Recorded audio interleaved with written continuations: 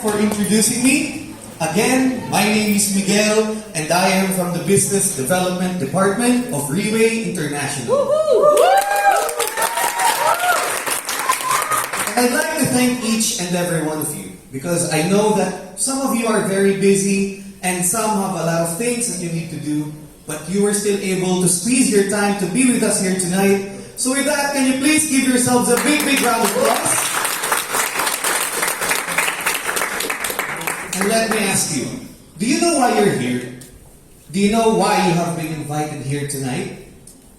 Well, we are gathered here tonight so that we could be reminded on how to give importance to our health. And do you think that health is important? Yes! Yes, indeed. Health is very important. That is why we should make our health our very top priority. Do you all agree? Yes! And since you all agreed with me, when was the last time that you went to see your doctor for a medical checkup? Maybe 6 months ago? A year ago? Probably 2 years ago. And every time that we will go to see our doctors would usually tell us to drink our vitamins, to drink a lot of water, and to do exercise for 30 minutes to an hour. Am I right? Yes! And ever since when we were young, we already know that our health is very important. And with this one, I will always remember my mom. My mom would constantly remind me, Miguel, finish your food.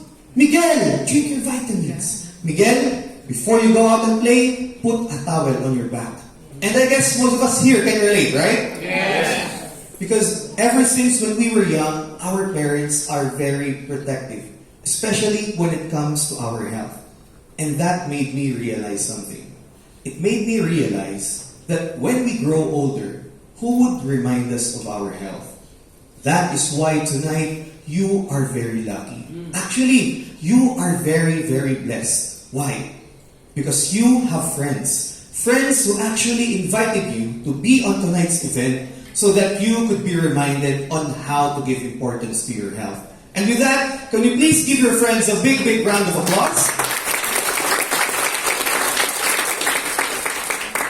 And let me tell you, if we don't start taking care of our health, we might get one of these top 10 killer diseases. And this report came from the World Health Organization, published last May 2018, which caused the death rate of 54% in the whole human population. Imagine, 54%. Imagine how big it is. And I actually want to emphasize number 8. Can you all please read number 8? Diabetes! Ako yun. Diabetes. And would you believe that diabetes is one of the most common killer diseases here in the Philippines? Why? Because us Filipinos love to eat rice. And we love to eat sweets. That's why we usually go to only rice restaurants. And some of us are actually fond of drinking milk teas. Am I right? Yes! And whenever we have some friends or some relatives that will be coming home from abroad, we usually tend to ask for chocolates and pasalubong, right? Yes! And you know, talking about sweets, talking about chocolates and diabetes, I will always remember the story of this very well-established family. And this family is very well off. The father was an engineer, the mother was an architect, and they have 2 children, a boy and a girl. And they are very well established that they would go to out-of-the-country trips. They would eat at fine dining restaurants. And they would go to the most exclusive beaches and resorts. But one day, the father felt something wrong in his body. So he went to see his doctor for a medical checkup. And do you know what happened? He was diagnosed with diabetes. And with diabetes comes with maintenance medicine. And from the word itself, maintenance medicine, its job is to maintain the normal sugar levels in our body. Years and years went by, and the father lived his life like he was not diagnosed with diabetes at all. And do you know what happened? One of his legs got amputated. And years went by, and the father continued to live his life like he was not diagnosed with diabetes, and that caused him to live a very unhealthy lifestyle until it got to the point that he got bedridden. So imagine, if you were the wife, seeing your husband now bedridden, what would you feel? Or let's say maybe you're the son, or maybe you're the daughter, and seeing your father, the breadwinner of the family, now bedridden, hopeless, and with nothing else to do. And seeing the picture of this very well-established family, do you think that they would still be able to continue living a happy life? Maybe no, right? And I am only talking about one of the top 10 killer diseases. And when I say top 10, it means there are still other diseases that are not included in here. That is why we should be very careful. We should be very mindful, especially about the factors that may lead us to having these killer diseases. And what are those? First, we have the aging population. Every day we age. Every day we grow a day older. And what do you think is the lifespan of the people living 80 years ago?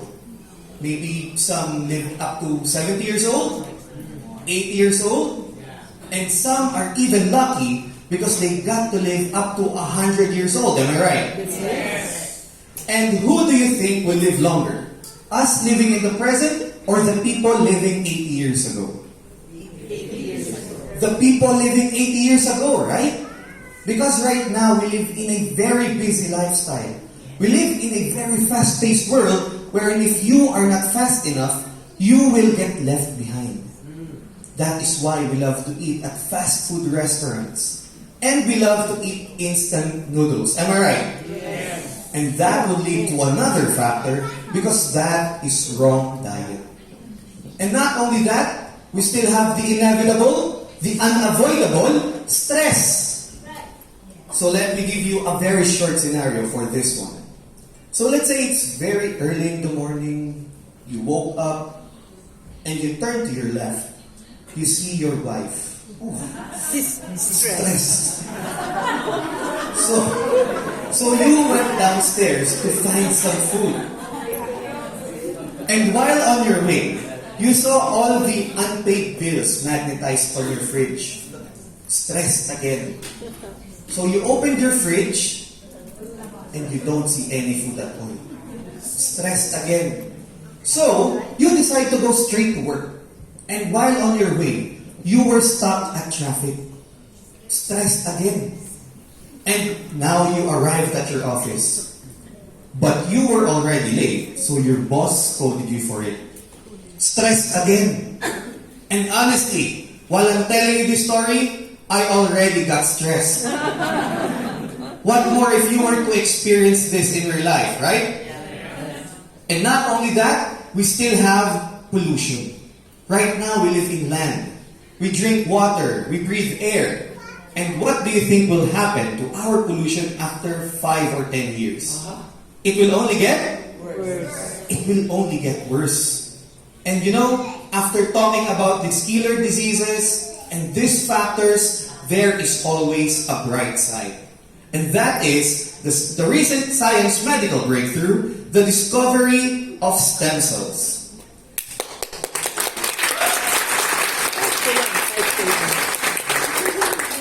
And stem cells is the beginning of all living things. Yes.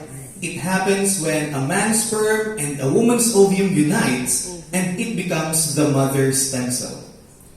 And the mother stem cell has the ability to duplicate itself from 1 to 2, 2 to 4, 4 to 8, and so on until it gets distributed all over our body, becoming our heart stem cell, our lung stem cell, our intestinal stem cell, and up to 300 different kinds of stem cells. And after 9 months, it will become a baby. A baby. So basically, we are made up of cells. And let me give you a short example for this one. Let's say that I have a broken wooden chair. What element should I use to fix this broken wooden chair? I should use wood, right? And that goes the same with our body. When one of our cells gets damaged, we should also replace it with cells. And did you know that stem cells have unlimited treatment boundaries? And stem cells have the miraculous abilities. But it's not coming from me, and also not from our company, Reway International. But it actually came from multiple publications, such as newspapers, journals, and magazines featuring the different benefits that we could get from stem cells. Who among here is familiar with Time magazine? Well, most of us are, right? And we all know that Time magazine is one of the most reputable magazines all over the world.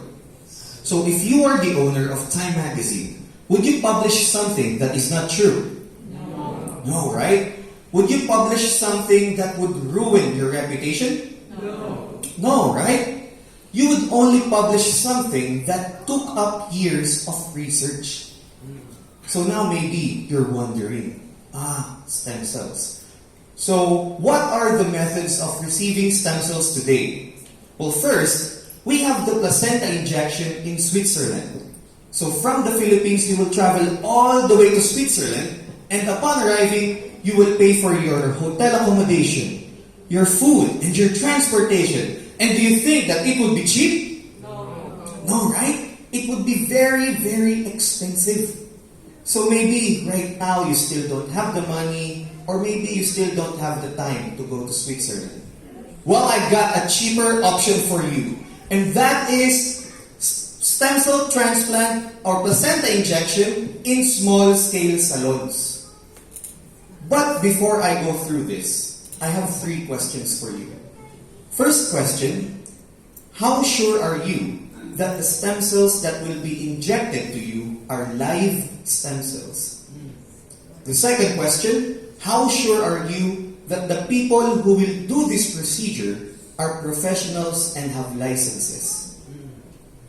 Third question, how sure are you that it is 100% safe? Well, I leave you with the conclusion because we still have another option, and that is stem cell transplant. Let me give you an example for this one. Let's say I'm driving my car and I got into a very serious accident. My arms got separated from my body. So the doctors will have an easy time reconnecting my bones, my skin, and my tissues, right? Yeah. But they will have a hard time reconnecting my nerves. So what they will do is that they will extract stem cells from my backbone and they will inject it into the affected areas. But remember that during this whole operation, they need to make sure that the stem cells are live stem cells.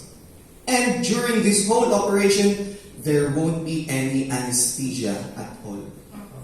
So, if you are not ready for that very, very painful experience, well, I have another option for you. But first, who among here wants free stem cells? Free stem cells. Wow, all wants free stem cells. But I have a series of questions for you. So, my first question is, who among here can sleep 8 to 10 hours every day? Oh, can we please give them a big round of applause? Who among here can drink 8 to 10 glasses of water every day? Wow, a lot of hands. A big round of applause, please. Who among here can do exercise for 30 minutes to an hour every day? A few hands, but please, a round of applause. And last question, who among here lives a stress-free life? Well, if you're like me and will have a hard time doing these things consistently, well, I have another option for you. And that is cord blood banking. And cord blood banking is very famous in Singapore. Yeah. It happens when a mother gives birth and she decides to store the umbilical cord in a special freezer so that it could last up to 20 years. So what if, after 21 years, the mother or the child decides to use the umbilical cord? Do you think that it would still be effective as it should be? Maybe no, right? I have another option for you, and that is adult stem cells banking. So let me give you a very short example. So let's say that I'm 60 years old, and due to the factors that may lead to deteriorating my health, my doctors told me that my stem cells are 80 years old. So imagine, my stem cells are 20 years older than me. Do you think that it would still be effective as it should be? No. Maybe no, right? So is there any convenient, effective, and affordable way to get stem cells today? Yes. Well, yes, with the 5 oral modern capsule technologies. And for the first one, we have the freeze drying technology. And this helps to keep the live stem cells in a special freezer so that it could last up to 3 to 4 years. Next one, we have the nitrogen filled technology. And this helps to protect the inside of the capsule from oxidation. Because with oxygen comes with bacteria. And to explain oxidation, let me give you a very short example. So let's say that I have an apple in my hand. So I cut the apple in half, I put it on the table, and what do you think will happen to that apple after a couple of hours? It will turn brown. And that is oxidation. Third one, we have the enteric coated technology. And this helps to protect the capsule inside our stomach because in our stomach, the nutrient absorption is only 20%. But once it reaches our small intestine, it will boost up to 80%. Fourth one, we have the emulsification technology. And this helps to break down the large molecules so that it could reach even the tiniest veins in our body. Last but not the least, we have the BioSoft gel technology. And this helps for better and faster nutrient absorption. And together, with all of these 5 oral capsule modern technologies, I present to you Portier Placenta.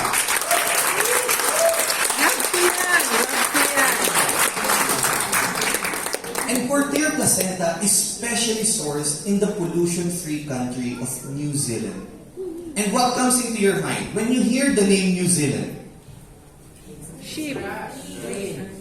Sheep, tall grasses, mountains, green pastures. And did you know that they have a very, very strict government, especially about the products that goes in and out of their country? So maybe some of you are wondering, where does this placenta came from? Well, it actually came from a doe. And a doe is a female deer. And would you believe that deers are believed to have a humane soul? And they have the ability to distinguish a good grass from a bad grass. Because once they've eaten the bad grass, they will immediately die because they don't have the gallbladder to detoxify their bodies. So is it okay if I share a short story? Yes. Is it okay? Yes. Okay, so this story is called the Deer Placenta story. So long time ago, in ancient times, there is this dynasty named the Tang Dynasty. And they have an emperor named Tang. One day, Emperor Tang, together with his soldiers, his royal doctor, they went out to the kingdom to hunt. So while looking for an animal to hunt, they saw a doe giving birth. So they slowly and quietly approached the doe. And while they are watching the doe giving birth, once it gave birth, it immediately ate its own placenta. And this triggered Emperor Tang to draw his bow and arrow and point it at the doe. But before he could do so, the doe noticed Emperor Tang quickly stood up and ran away so fast. And this puzzled Emperor Tang. How can a doe that just gave birth immediately stood up once it noticed him and ran away so fast?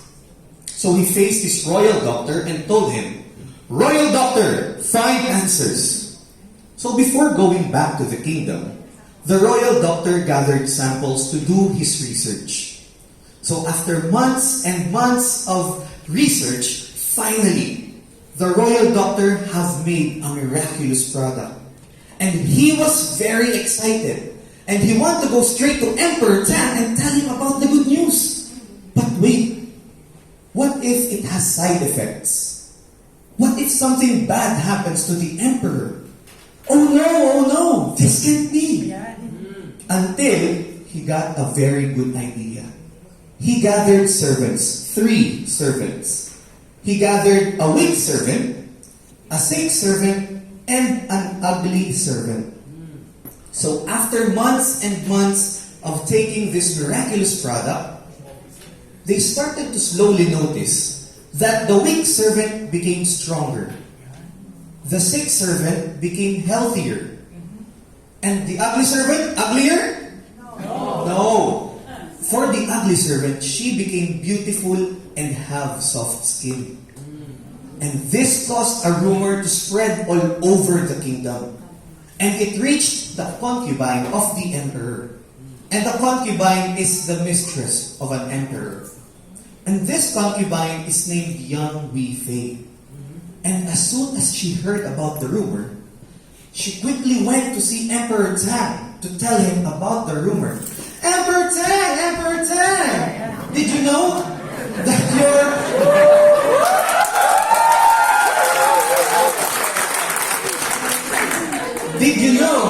that your royal doctor have made a miraculous product and it's not giving it to you, but to your servants?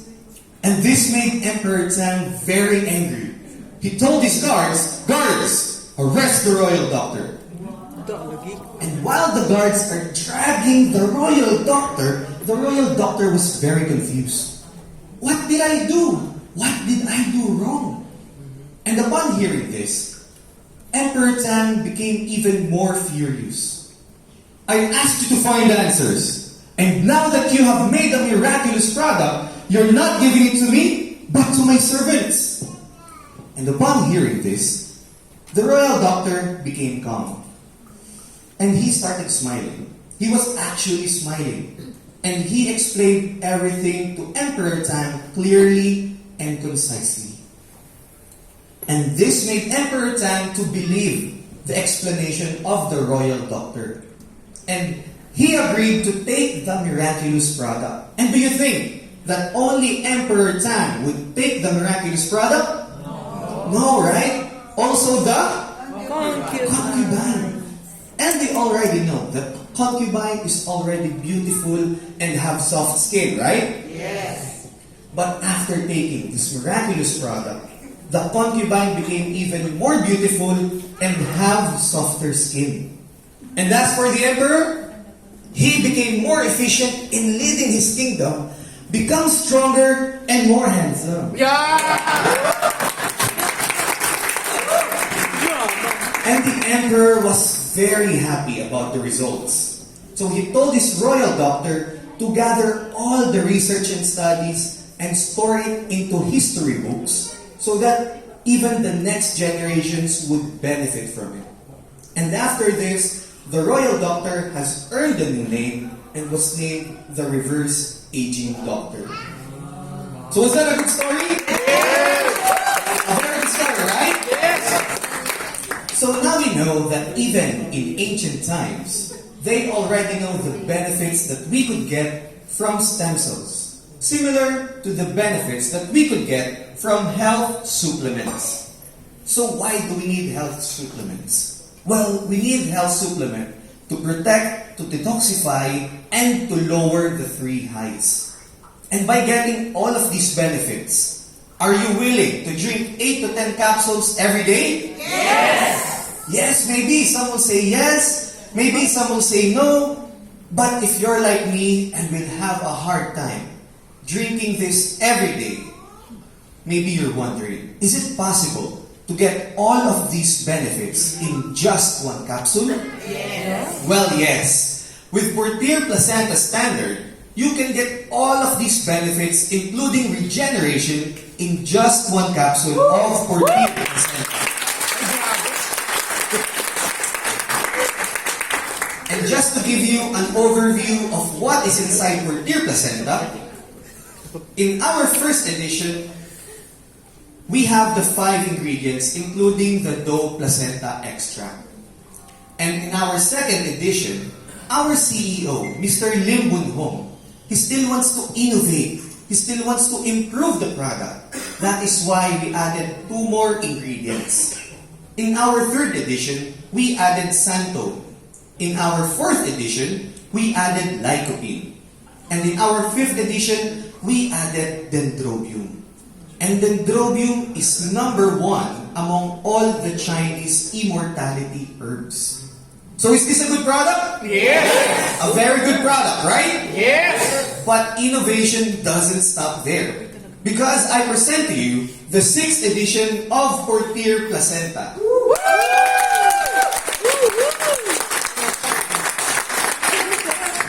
In our previous edition, the doe placenta extract is 50 to 1.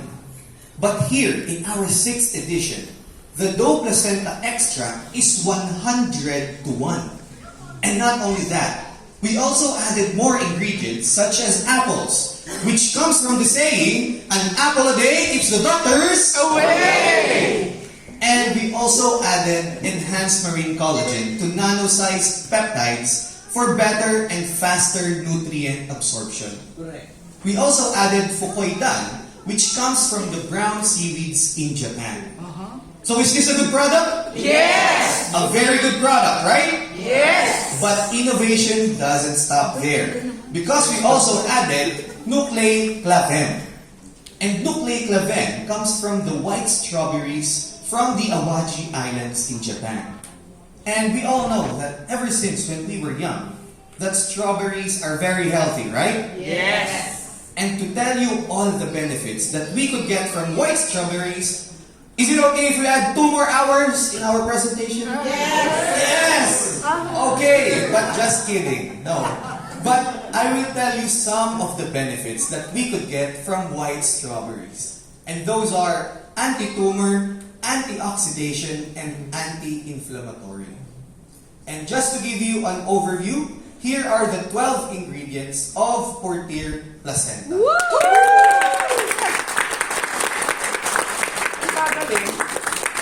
And let me ask you, if I remove one of the ingredients here, do you think that Portier Placenta will still be effective as it should be? Yes. Maybe some will say yes, maybe some will say no.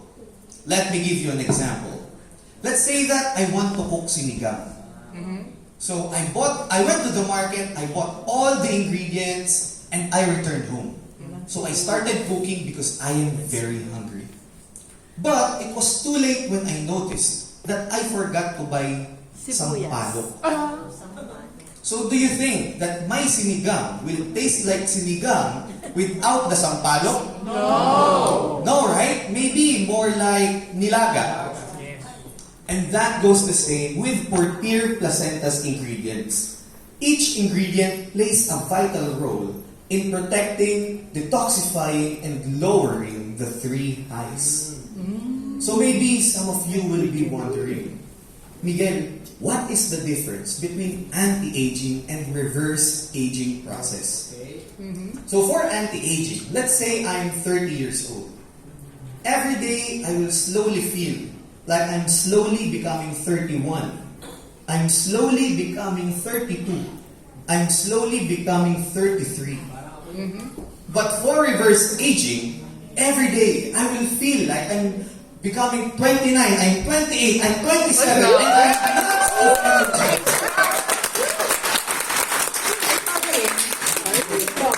That is the difference between anti-aging and reverse aging process.